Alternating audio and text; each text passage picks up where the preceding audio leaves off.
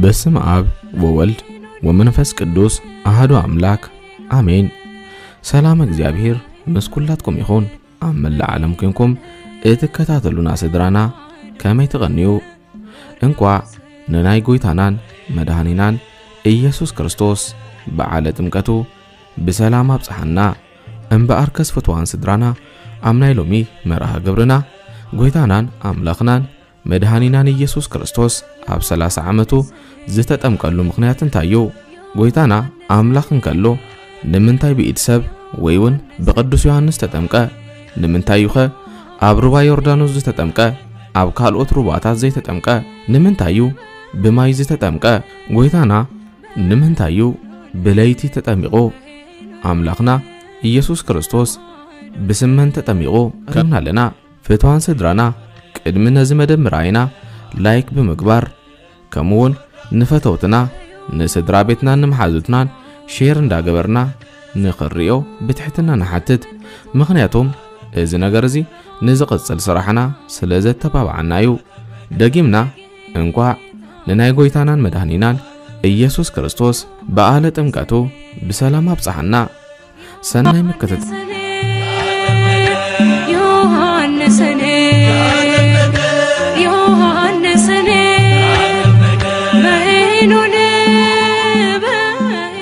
ጎይታናን አምላኽናን መድኃኒናን ኢየሱስ ክርስቶስ ካባዲና ካብ ቅድስት ድንግል ማርያም ብሕቱም ድንግልና ተጸኒሱ ብሕቱም ድንግልና ተወሊዱ ምስተወልደ ኣብ 40 መዓልቱ እጉለ ርግ ዘውገ ማዕነቅ ሂዙ ናብ ቤተ እግዚአብሔር በመእታው ኣብ ዓመት 3 ጊዜ ንበዓል ናብ ኢየሩሳሌም በመምጻእ ሕግ መጽሐፋውን ሕግ ጠባያውን ክፍጽም እንከሎ በብህቅ ልህቀ እንዘይት እዘዝ ለአዝማዲሁ انت يئتي امو كمزبل نعديو انا تعزز عبي عدمي دما ود 30 عمت مسكونه دما نابربا يوردانوس كده علتو دما سولوس فرق ليت نبره ناب يوحنس كيدو دما አጥምቀን በሎ ቅዱስ ዮሐንስ ደማ ጎይታይ አነ ከሳብ ሽዱሽተ ማያት ተናወጹ አኽራናት ከም ዳዓወል ኮሮቢት ከም ዕያውት ተሰራሰሩ ድሐር ግና ወልድ ለብሮ ከሳቲ ብርሃን ተሳሃለነ እናበለ አጥሚቅ ወዩ ካማይ ምስወፀ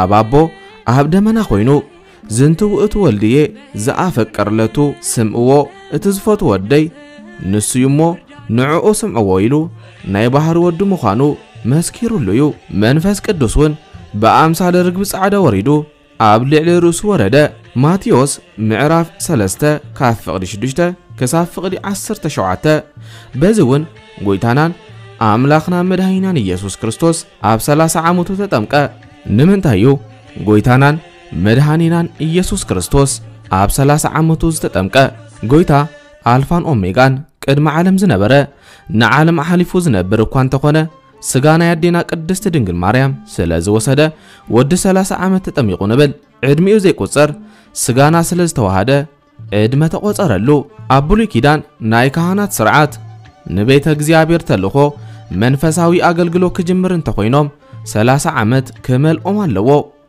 ኣብ ቤተ እግዚአብሔር ዘገልግሉ ብዕድመ ብፍልጠትን በጠባይን ዝተፈተኑ ንተልእኾኦም ብብቕዓት ዝፍጽሙ በህዝቢ ዝተመስከረሎም ክኾኑ ኣለዎም ዘለዋውያን ምዕራፍ 4 ካብ ፍቅዲ 3 ልዕሊሉ ድማ ኣብ 31 ትሕቲሉ ድማ ኣብ 29 ዓመቱ ዘይተጠምቀሉ ኣብ 30 ዓመቱ ሓልዩ ዝተጠምቀሉ ምኽንያት ድማ አቡነ አዳም ወድ 30 ዓመት ጎበዝ ኮይኑ ተፈጢሩ በ40 መዓልቱ ዝረኸባ ወለድነት ዳሕር ግና ብምኽሪ ሰይጣን ተታሊሉ ንወለድነቱ ስለዘጥፈአ ጎይታ ንዓዓን ምምላስ ኣብ 30 ዓመቱ ተጠምቀ ጎይታናን አምላኽናን መድኃኒናን ኢየሱስ ክርስቶስ ንምንታይ ብኢድ ሰብ ወይውን በቅዱስ ዮሐንስ ተጠምቀ ንዝብሉ ድማ ቀዳማይ ትሕትንኡ ንምግላጽዩ ናብቲ ዘለዎ ጸዊዑ አጥምቀን ንኽብሎ ዝኽእልን ከሎ ናብኡ መጽኡ ምጥማቁ ስርዓት ክምህር ስለዝደለዩ ናብቲ ስም እግዚአብሔር ዘጽዋዓሉ መስዋዕት ዝቀርበሉ ቤተክርስቲያን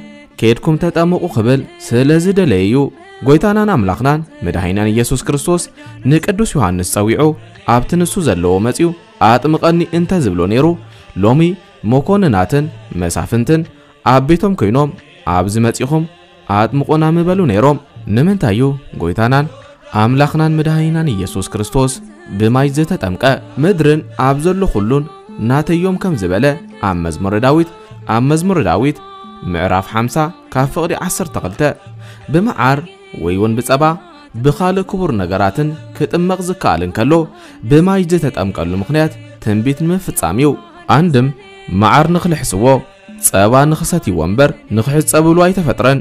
ከምኡውን ጎይታናን ኣምላኽናን መድኃኒናን ኢየሱስ ክርስቶስ ብመዓርን ብጸባን ተጠሚቑ እንተዝኸውን ነይሩ ድኻታት ስለ ዘይረኽብዎ ከይተጠምቁ ምተረፉ ነይሮም።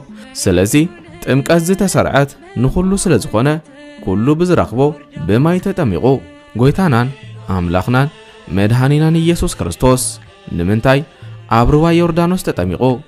ንምንታይ ኣብ ካልኦት ሩባታት ዘይተጠምቀ ንዝብል ድማ ትንቢቱን ምሳሌኡን ንምፍጻምዩ ባሕሪ ሪኣቶ ሃደመት፣ ዮርዳኖስ ንድሕሪት ተመልሰት፣ ኣኽራን ከም ደዓውል ኮረብቲ ከም ዕያውቲ ተሰራሰሩ። ኣቲ ባሕሪ እንታይ ኮንኪ ኢኺ ዝሃደምኪ? ዮርዳኖስ እንታይ ኮንከ ኢኸ ንድሕሪት ዝተመለስካ? ኣቱም ኣኽራን እንታይ ኮንኩም ኢኹም ከም ደዓውል ዝተሰራሰርኩም? ኮረብታኸ እንታይ ኮንኩም ኢኹም ከም ዕያውቲ ዝዘለልኩም? ዝብል ትንቢት ኣብ መዝሙር ዳዊት ምዕራፍ 114 ካብ ፍቕዲ 3 ተጻሒፉ ንረኽቦ። ጎይታናን ኣምላኽናን መድኃኒናን ኢየሱስ ክርስቶስ ብዙሓት ሩባታት እንከለዉ ንሩባ ዮርዳኖስ ምምራጹ ድማ መጽሓፍ ዕዳና ንኸጥፍዩ ዳቢሎስ ንኣዳምን ሔዋንን ናይ ጽልመት መጋረጃ ጋሪዱ ስም ግብርናታ ጽሒፍኩም እንተሂብኩምኒ ንመኸራኹም ከቕልለልኩም እየ ስለ ዝበሎም ንሳቶም ድማ ኣዳም ገብሩ ለዳቢሎስ ሔዋን ድማ ኣመቱ ለዳቢሎስ ኢሎም ጽሒፎም ሃብዎ። ነዚ ድማ ብክልተ እምነ በረድ ቀሪጹ ነቲ ሓደ ኣብ ዮርዳኖስ ነቲ ኻልኣይ ድማ ኣብ ሲኦል ሓቢእዎ ነበረ። ነቲ ኣብ ዮርዳኖስ ዝሓብኦ ጎይታ በአካለ ሥጋ ክጥመቕ እንከሎ ብሰለስትነቱ ረጊጹ በአምላኽነቱ አምኪኹ ወይ ድማ ሓኺኹ አጥፍኦ።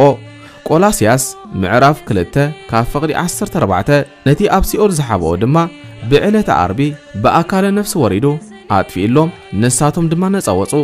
ስለዚ ድማዩ ጎይታናን አምላኽናን መድኃኒናን ኢየሱስ ክርስቶስ ኣብ ዮርዳኖስ ዝተጠምቀ ካልእውን ጎይታናን አምላኽናን መድኃኒናን ኢየሱስ ክርስቶስ ኣብ ዮርዳኖስ ዝተጠምቀሉ ምሳሌ ወይውን ምስጢር ዮርዳኖስ ካብ ሓደ ምንጭ ከም ዝብገስ ናይ ሰብ ኩሉ ምንጭ ከዓ ካብ ሓደ አዳሚው ትሕቲሉ ከዓ ዮርዳኖስ ኣብ ክልተ ማለት ዮርዳኖስን ከም ዝኽፈል ከምኡ ከዓ እስራኤላውያን ካብ አሕዛብ ብግዝረት ተፈለዩ ትሕቲሉ ከዓ እቲ ዝተፈለየ ከም ዝራኸብ እቶም ተፈልዮም ዝነበሩ ህዝብን አሕዛብን ብጥምቀት ጎይታናን አምላኽናን መድኃኒናን ኢየሱስ ክርስቶስ ምርኻቦምን ሓደ ናይ ምዃኖም ምሳሌዩ። ከምኡውን ኣቦና ኢዮብን ንእማንን ካብ ለምጾም ዝደሓኑ ኣብ ሩባ ዮርዳኖስ ተሓጺቦም እዮም። ምእመናን ከዓ ኣሚኖም እንተ ተጠሚቖም መንግሥተ ሰማያት ይኣቱ።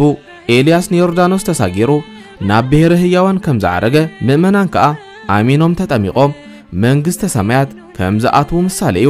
ናይ እምነት ኣቦ ኣቦና አብርሃም ንነገስታት ኮሎዶ ጎመራን ስዒሩ ክምለስ እንከሎ ናይ ጎይታ ልደት ክርኢ ፈተወ። ጎይታ ከዓ ምሳሌ ከሪኦ ዮርዳኖስ ተሳጊሩ ክኸይድ አዘዘ። ዮርዳኖስ ተሳጊሩ ክኸይድ እንከሎ መልከ ጸዲቅ ሕብስቲ ስርናይን ወይንን ሒዙ ተቐበሎ። አብርሃም ናይ ምእመናን ምሳሌ ክኸውን እንከሎ ዮርዳኖስ ናይ ጥምቀት መልከ ጸዲቅ ከዓ ናይ ካህን ሕብስቲ ወይንን ከዓ ናይ ስጋን ደምን ምሳሌዩ። ዘፍጥረት ምዕራፍ 14 ካብ ፍቕሪ 10 ክሳብ 20 ጎይታና አምላኽና መድኃኒናን ኢየሱስ ክርስቶስ ንምንታይ ብለይቲ ተጠምቀ? ፍርቂ ለይቲ ናይ ምጥማቑ ምስጢር መንግሥቱ ኣግሊሑ ንምርዳዩ ብቐትሪ ተጠሚቑ ነይሩ እንተዝኸውን መናፍቃን ነቲ ብኣምሳለ ርግብ ዝወረደ መንፈስ ቅዱስ ካልእ ማንም ርግብ እምበር መንፈስ ቅዱስ ኣይኮነን ምበሉ ነይሮም። ስለዚ መናፍቃን ምኽንያት ምእንቲ ኸይረኽቡ ንጥምቀቱ ብለይቲ ገበሮ። ጎይታናን መድኃኒናን ኢየሱስ ክርስቶስ ብስመን ተጠምቀ። ጎይታናን መድኃኒናን ኢየሱስ ክርስቶስ ንሐዋርያት ብስም አብን ወልድን መንፈስ ቅዱስን እናጥመቅኩም ደቅ መዛሙርተይ ግበርዎም ኢሉ ልኢኽዎም እዩ። መጥምቀ መለኮት ቅዱስ ዮሐንስ ድማ ነዚ ስለ ዝፈልጥ ንዓኻ ደኣሞ እንታይ እናበልኩ ከጥምቐካ ይበሎ። ወልድ ለብሩክ ከሳቲ ብርሃን ተሳሃለን ነግዚኦ አንተ ካህኑ ለዓለም ከመሲሜቱ ለመልከ ጸዲቅ ብሩኽ ወዲ አብ ብሩኽ ወልድ ገላጺ ብርሃን ይቅረበልና ከም መልከ ጸዲቅ ክህነትካ ንዘለዓለም እዩ እናበልካ አጥምቐን በሎ። ንሱ ድማ ከምቲ ጎይታ ዝኣዘዞ እናበለ ጥመቆ። እምበኣርከስ ዝተፈተኹም ምእመናን እዚ ዘለናዮ ግዜ ወይ እውን ቅንያት በዓልዩ በዓላት ብስም ጥራይ ዘይኮነ ሚስጥሮምን ዘመሓላልፍዎ ትርጉምን ተረዲና ከምቲ እግዚአብሔር ዝፈቶ ጌርና ክነኽብሮምን ህይወትና ክልውጠሎምን ይግባእ። ቅዱሳን አቦታትና ንቅዱሳን በዓላት በቲ ዝግባና በዓሉ ክሳብ እዚ ናይዚ ሕጂ ወለዶ አጽኒሖምልና ኣለው። ስለዚ ንሕና እውን ትርጉምን ሚስጥርን በዓላትና ብዝግባእ ተረዲና ብምብዓል ናብቲ ዝቕጽል ወለዶ ክነሰጋገር ይግባአናዩ። እዚ ንኽንገብር ቅዱስ እግዚአብሔር አምላኽና ብጸጋኡ ይደግፈና። አሜን። ዝተባረኸን ዝተቀደሰን በዓለ ጥምቀት ይግበረልና። ስብሐት ለእግዚአብሔር ወለወላዲቱ ድንግል ወለመስቀሉ ክቡር አሜን።